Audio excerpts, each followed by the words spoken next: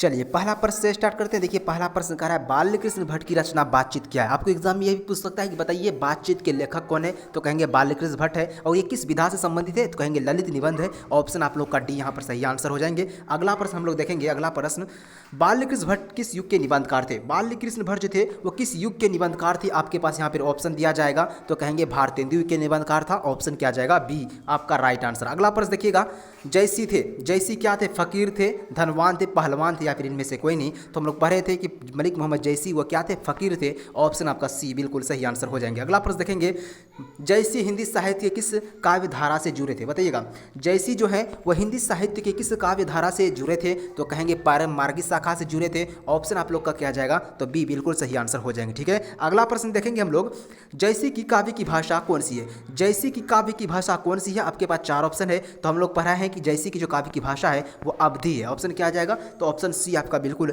सही आंसर हो जाएंगे। ठीक है, आगे देखिएगा, मनुष्य की बातचीत का उत्तम तरीका क्या है। मनुष्य की बातचीत का उत्तम तरीका क्या है, ये आपसे पूछा जा रहा है, तो क्या हो जाएंगे right answer. Option number D आभाक होकर अपने से बात करना। ठीक ना। अगला प्रश्न देखिएगा प्यारे बच्चों, संवाद में सबसे महत्वपूर्ण क्या है। संवाद में जो है सबसे महत्वपूर्ण क्या है। आपके पास चार ऑप्शन है, तो कहेंगे सर आती में आता हो जाएंगे। ऑप्शन क्या हो जाएंगे मेरे भाई, सी हो जाएंगे। अगला प्रश्न देखिएगा, जन जन का चेहरा एक शीर्षक कविता के कवि कौन है। बताइएगा जन जन का चेहरा एक, इसे किसने लिखा है। आपके पास यहाँ पे चार ऑप्शन है, तो हम लोग पढ़े थे कि जन जन का चेहरा एक, चांद का मुंह टेढ़ा है, ऐसा सब क्या किसने लिखा है, तो गजानन माधव मुक्तिबोध ने लिखा है। ठीक है, अगला प्रश्न देखिए प्यारे बच्चों, गजानन माधव मुक्तिबोध का जन्म हुआ था। बताइएगा गजानन माधव मुक्तिबोध का जन्म कहाँ हुआ था। चार ऑप्शन है, तो कहेंगे सर छत्तीसगढ़ में हुआ था। ऑप्शन जाएगा सी नंबर। ठीक है बाबू, अगला प्रश्न देखिए, बालकृष्ण भट्ट का जन्म हुआ था। आपको एग्जाम पूछेगा बताइए बालकृष्ण भट्ट का जन्म कब हुआ था। इस तरह से चार ऑप्शन दिया जाएगा, तो कहेंगे सर 23 जून 1844 को बालकृष्ण भट्ट का जन्म हुआ था। ठीक है बाबू, अगला प्रश्न देखिएगा, कहा जयसी के काव्य का मुख्य रस क्या है। बताइएगा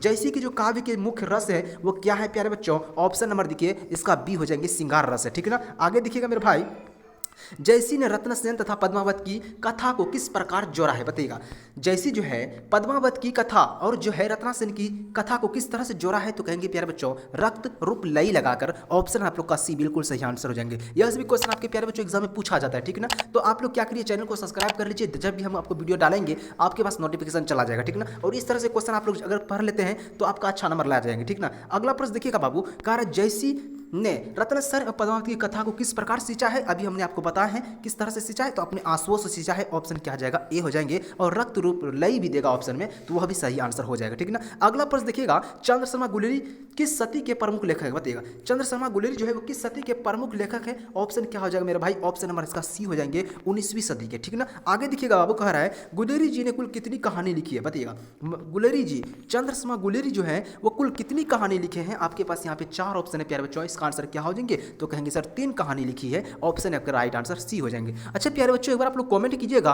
कि जो है उसने कहा था जो है ये क्या है, कहानी है, इसके लेखक कौन है, ये आप लोग क्या करिएगा कमेंट में हमें जरूर बताइएगा। ठीक ना। आगे बढ़ते हैं, कृष्ण कहाँ पर बैठकर भोजन करता है। बताइएगा प्यारे बच्चों कृष्ण जो है कहाँ पर बैठकर भोजन करता है। यहाँ पे आपको 4 ऑप्शन दिया गया है, तो कहेंगे सर नंद की गोद में। कहाँ प्यारे बच्चों, नंद की गोद में। Option number A right answer हो जाएंगे। ठीक ना। आगे देखिएगा, प्रस्तुत प्रथम पद में कृष्ण को किसको सूचना दी रही है। अच्छा, प्रस्तुत प्रथम पद में जो है ना कृष्ण किसको सूचना दे रही है। आपके पास यहाँ पर 4 ऑप्शन है प्यारे बच्चों, तो कहेंगे सर भोर होने की। ऑप्शन क्या आ जाएगा, तो सी आपका बिल्कुल सही आंसर हो जाएंगे। ठीक ना। आगे देखिएगा भाई साहब, कह रहा है मुक्तिबोध ने किस विश्वविद्यालय से एमए किया था। मुक्तिबोध की बात हो रही है प्यारे बच्चों, और मुक्तिबोध जो है किस विश्वविद्यालय से एमए किया था, तो कहेंगे सर इसका आंसर हो जाएंगे इलाहाबाद विश्वविद्यालय। ऑप्शन नंबर बी बिल्कुल आप सभी का राइट आंसर। देखिएगा अगला प्रश्न कह रहा है मुक्तिबोध ने नागपुर से निकलने वाली किस पत्रिका का संपादन किया है। प्यारे बच्चों नागपुर से निकलने वाली किस पत्रिका का संपादन किसने किया है, तो गजानन माधव मुक्तिबोध ने किया है। तो कहेंगे सर इसका आंसर हो जाएंगे ऑप्शन नंबर क्या हो जाएंगे, नया खून।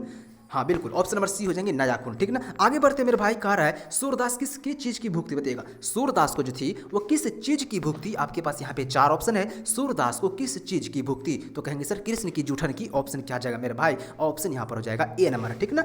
चलिए आगे देखिएगा, कह रहा है उसने कहा था कहानी के नायक कौन है, बताइएगा प्यारे बच्चों। उसने कहा था जो है कहानी है, इसका नायक कौन है प्यारे बच्चों। आपके पास चार ऑप्शन है तो कहेंगे सर लहना सिंह हो जाएंगे। ऑप्शन नंबर ए जो है ना बिल्कुल आप सभी का राइट आंसर हो जाएंगे। ठीक है, आगे देखिएगा प्यारे बच्चों, कह रहा है निम्न में से कौन सी रचना गुलेरी जी की नहीं है। आपके पास चार ऑप्शन है, इनमें से कौन सी रचना जो है गुलेरी जी की नहीं है। तो सर हम जानते हैं ये जो हो जाएंगे हरे को हरी नाम जो है यह गुलेरी जी की रचना नहीं है, बाकी सभी जो है ये गुलेरी जी की रचना है। ठीक है बाबू, चलिए आगे देखिएगा। ननू कह रहा है सूरदास की अनुमानित जन्म तिथि क्या है, बताइएगा। सूरदास की बात हो रही है प्यारे बच्चों, और सूरदास का अनुमानित जन्म तिथि क्या है। देखिए ऑप्शन नंबर क्या हो जाएंगे, ए और बी दोनों हो जाएंगे, क्योंकि दोनों एक ही ऑप्शन दिया है तो ऑप्शन इसका क्या लगाएंगे, ए और बी। ठीक है ना, आगे बढ़ते हैं। 1475 याद रखिएगा आप लोग। देखिए कह रहा है उसने कहा था कहानी है, उसने कहा था कहानी है प्यारे बच्चों, किस प्रकार की कहानी है। युद्ध की कहानी है, देवी प्रेम की कहानी है, परम्पर बलिदान की कहानी, या फिर इनमें से सभी। तो कहेंगे सर इनमें से सभी जो है ये उसने कहा था कहानी में कहा गया है। ठीक है, चलिए देखिएगा बाबू, अगला प्रश्न कह रहा है किस अस्पताल में दिनकर जी का निधन हुआ था।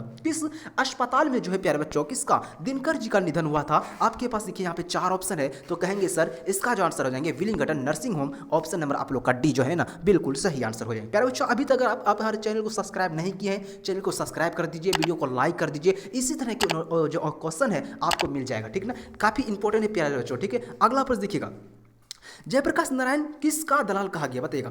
जयप्रकाश नारायण को जो है प्यारे बच्चों किसका दलाल कहा गया। आपके पास चार ऑप्शन है, तो कहेंगे सर जयप्रकाश नारायण को जो है अमेरिका का दलाल कहा गया है। ऑप्शन नंबर आपका जो है डी राइट आंसर हो जाएंगे। ठीक है ना, आगे देखिएगा भाई साहब कह रहा है तुलसीदास की शाखा के कवि हैं, बताइएगा।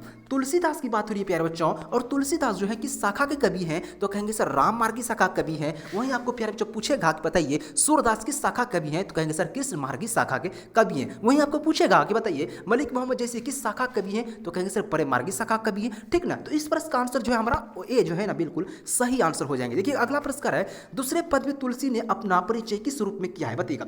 दूसरे पद में जो है तुलसीदास अपना परिचय जो है किस रूप में किया है, तो कहेंगे सर किस रूप में, तो कहेंगे सर भिखारी के रूप में। ऑप्शन नंबर क्या जाएगा, तो सी आपका बिल्कुल राइट आंसर हो जाएंगे। ठीक ना, आगे देखिएगा भाई साहब कह रहा है जयप्रकाश नारायण के स्वास्थ्य पर निगरानी रखने वाला डॉक्टर का नाम क्या था। काफी अच्छा क्वेश्चन है प्यारे बच्चों, यहां से आपके क्वेश्चन में रहता है। ठीक है, कह रहा है जयप्रकाश नारायण के स्वास्थ्य पर निगरानी रखने वाले डॉक्टर का नाम क्या था, तो कहेंगे सर ऑप्शन नंबर ए हो जाएंगे डॉक्टर रहमान था। काफी अच्छा प्रश्न है प्यारे बच्चों, याद रखिएगा आप लोग। अगला प्रश्न कह रहा है प्यारे बच्चों जयप्रकाश जी को किसका भाषण सुनकर अमेरिका जाने की प्रेरणा मिलती। प्यारे बच्चों किसका भाषण सुनकर जो है जयप्रकाश नारायण को अमेरिका जाने की प्रेरणा मिली थी, तो कहेंगे सर स्वामी सत्यदेव की। किसकी प्यारे बच्चों, स्वामी सत्यदेव की जो है ना भाषण सुनकर जयप्रकाश नारायण जो है अमेरिका गए थे। ठीक है, याद रखिएगा सभी क्वेश्चन को। अगला देखिएगा फ्री प्रेस के मालिक कौन थे, बताइएगा। फ्री प्रेस के बात हो रही है प्यारे बच्चों, और फ्री प्रेस के मालिक कौन थे। आपके पास चार ऑप्शन है, तो हम लोग जानते हैं सदानंद जी थे। कौन थे प्यारे बच्चों, सदानंद जी थे। ऑप्शन यहाँ पर जो है ना आपका सी बिल्कुल सही आंसर है। अगला देखिएगा तुलसीदास को किस चीज की भूख थी। प्यारे बच्चों तुलसीदास की बात हो रही है, और तुलसीदास को जो है प्यारे बच्चों किसकी भूख थी, तो कहेंगे सर भक्ति की भूख थी। ऑप्शन नंबर क्या जाएगा, तो बी बिल्कुल आपका राइट आंसर हो जाएंगे। प्यारे बच्चों आप लोग कमेंट कीजिएगा कि रामचरितमानस किसने लिखा है। ठीक है, रामचरितमानस किसने लिखा है प्यारे बच्चों, आप लोग एक बार हमें कमेंट करके जरूर बताइएगा। ठीक ना, आगे देखिएगा तुलसीदास की पठित पद किस भाषा में, बताइएगा।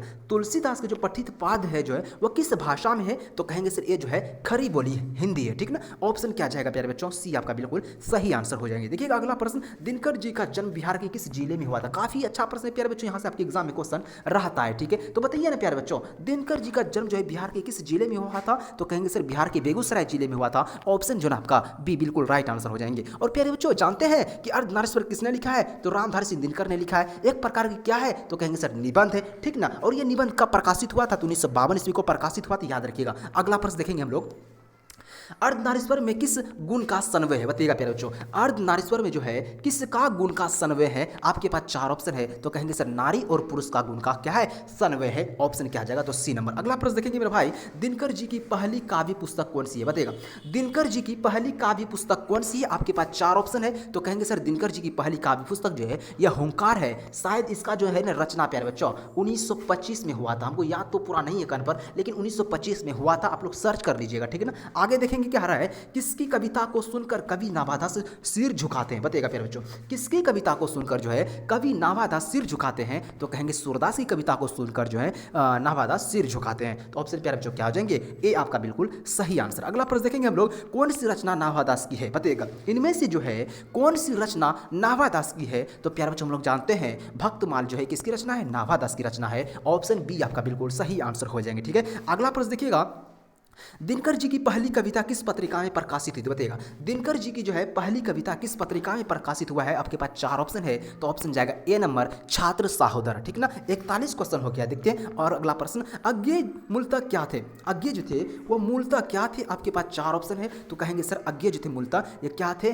कहानीकार थे। ऑप्शन क्या आ जाएगा? तो सी नंबर आपका बिल्कुल सही आंसर हो जाएंगे। अगला प्रश्न देखिएगा, कबीर किसमें भेद नहीं करते बताइएगा। कबीर जो है, कबीरदास जो है, ये किसमें भेद नहीं करते हैं? आपके पास 4 ऑप्शन है, तो कहेंगे सर हिंदू मुस्लिम में यह भेद नहीं करते हैं। ऑप्शन नंबर डी आपका बिल्कुल सही आंसर हो जाएंगे। अच्छा प्यारे बच्चों, कबीर ने जो है क्या लिखा है, ठीक ना, आप बताइएगा कमेंट में हमें जरूर, ठीक ना। आगे देखेंगे अगला प्रश्न, अज्ञेय जी ने इंटर कहां से पास किए थे बताइएगा। अज्ञेय जी जो है वो इंटर की परीक्षा कहां से पास किए हैं? आपके पास 4 ऑप्शन है, तो कहेंगे सर मद्रास क्रिश्चियन कॉलेज से। ऑप्शन क्या आ जाएगा मेरे भाई? ऑप्शन ए आपका बिल्कुल सही आंसर हो जाएंगे, ठीक ना। आगे देखिएगा क्या है, अज्ञेय जी की पहली कहानी कब प्रकाशित हुई थी बताइएगा। अज्ञेय जी की जो है पहली कहानी कब प्रकाशित हुई थी? आपके पास 4 ऑप्शन है, तो कहेंगे सर 1928 ईस्वी में प्रकाशित हुई थी, ठीक है। आगे बढ़ते हैं, काशी में कितने वर्ष रहकर तुलसीदास ने विद्या आपन किया, यानी कि शिक्षा को ग्रहण किए थे? तो बताइएगा तुलसीदास ने जो है काशी में कितने वर्ष रहकर जो है विद्या को अर्पण किए थे, यानी कि क्या कहेंगे 15 वर्ष हो जाएंगे। ऑप्शन नंबर बी आपका बिल्कुल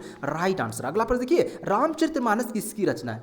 रामचरितमानस की बात हो रही है, और रामचरितमानस किसकी रचना है? तो तुलसीदास की रचना है। ऑप्शन जाएगा बी नंबर, ठीक है ना। अगला प्रश्न देखिएगा, महेश्वर की पत्नी का क्या नाम है? काफी अच्छा प्रश्न है, ये क्वेश्चन आपके एग्जाम में रहता है तो रहता है। तो महेश्वर की पत्नी का जो नाम है प्यारे बच्चों क्या है? मालती है। ऑप्शन क्या जाएगा? ऑप्शन ए हो जाएंगे। आप प्यारे बच्चों कमेंट कीजिएगा महेश्वर जो है पेशे से क्या थे, आप कमेंट में हमें जरूर बताइएगा, ठीक ना। अगला प्रश्न देखिएगा, अज्ञेय जी की कौन सी कहानी गैंग्रीन शीर्षक से प्रसिद्ध हुई बताइएगा। अज्ञेय जी की कौन सी कहानी जो है वो गैंग्रीन शीर्षक से प्रसिद्ध हुआ है? तो कहेंगे सर ये जो है रोज हो जाएंगे। Option number D. चलिए लास्ट और अंतिम प्रश्न देखेंगे, 50 नंबर का रहा है, भगत सिंह के पिता सरदार किशन सिंह। भगत सिंह आपको एग्जाम पूछेगा, बताइए भगत सिंह के पिता का नाम क्या है? तो कहेंगे सरदार किशन सिंह है। चाचा कौन थे? अजीत सिंह थे। ये किसके सहयोगी थे? तो कहेंगे से ये जो सहयोगी थे लाला लजपत राय के सहयोगी थे। ऑप्शन प्यारे बच्चों बी राइट आंसर हो जाएंगे। तो कुल मिलाकर प्यारे बच्चों हमने जो है 50 ऑब्जेक्टिव क्वेश्चन को सही किए हैं, मतलब वीडियो में देखे हैं। तो 50 में से आप लोगों को कितना सही हुआ कमेंट में जरूर बताइएगा। इसी तरह के वीडियो पाने के लिए चैनल को सब्सक्राइब करके वीडियो को लाइक